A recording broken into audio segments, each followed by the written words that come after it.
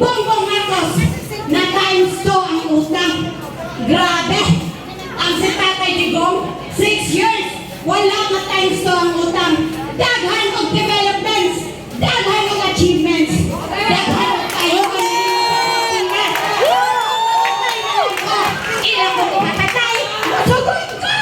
Masugot ko! Parihan ni Kati Binag.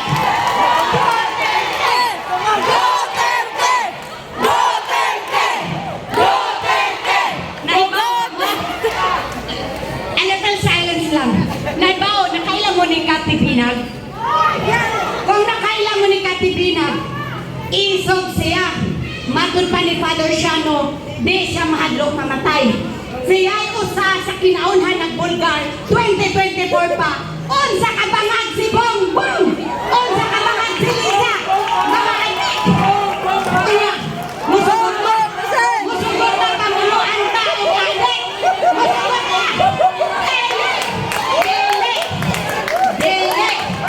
Kung angay na itong ipa-impeach, karoon po ang eleksyon. Bongbong resign! Bongbong resign! Bongbong resign!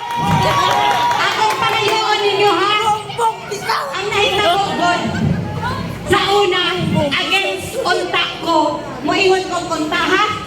Kay naka-experience ko nga si Tatay Digong at Katoliko lang kita, moingon ang mga pare sa una, dili tanan nga against ang mupatay, kay against the law of God na sa 10 commandments.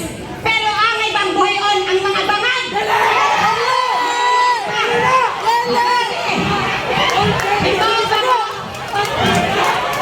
Bisan akahong magawan kanina, ni chat na ko, nag-video call me.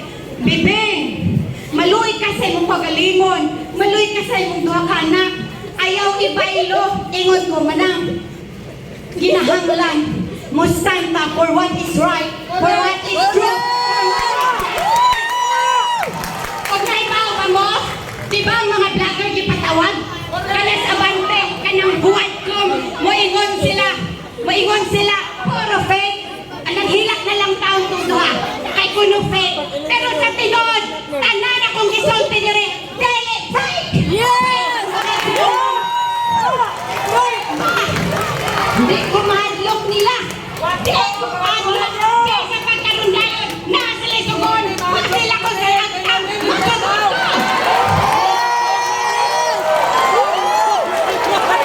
Kahit kinsa pa. Kinsa pa. Dili ako. Kung wala nihaanan. Biyaan na nila. Ang atong utang ilang ika-trilyon. Hangtod pa mo abot og pila ka. Trilyon dollars. Deta mo sugot! Yes! Deta mo sugot! Maunang, a little silence lang. Ako yung pangayoon ninyo. Wilak na ko! Naluoy ko ni Tatay Digong. 80 years old! Ilang gipadala dito. Mga bang, lato na story bangag. Sa'yo nang ka, sirimuya mo iyon na. Dili ko yung plano. Mauna, dili ko yung. Kami na mo ha. Unsa man, tutuhon kanila mga Pilipino, dili ko no plano. Pero buang nga rimulya. I-interview ni Corina. Buang nang dako. I-interview ni Rimulya.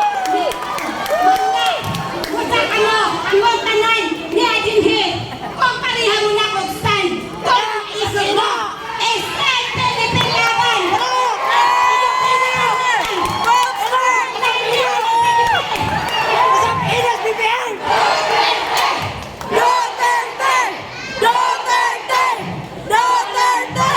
Akong ipaabot kang Tatay Digong.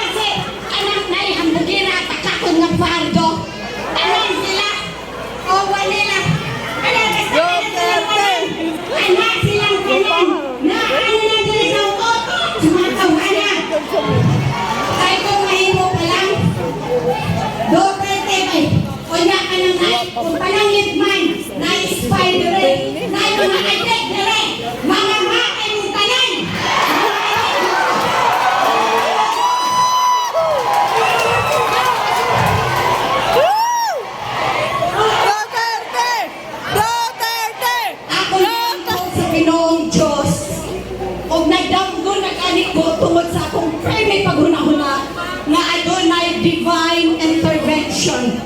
Because our loving Father in heaven, Yes. our Almighty God, is watching over us. Not only kang Tatay Digong, but natong tanan. If kinasing-kasing lang ang inyong pag-ampo, atong pag-ampo tanan para ni Tatay Digong, walay dilidunggan sa atong labaw nga kagagahon. Our most loving Heavenly Father, all the praises, all the glory, all the honor are yours, our Father. And I know you will hear our prayers because we are one united Yes. with one good man with a kind heart. And that is our Tatay Digong. Dili niya pasagdan si Tatay Digong.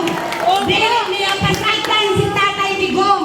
Kay ang wish galing ni Tatay Digong, dili para sa kaugalingon, kundi para natong tanan with a peaceful nga country. Malinaw na Pilipinas.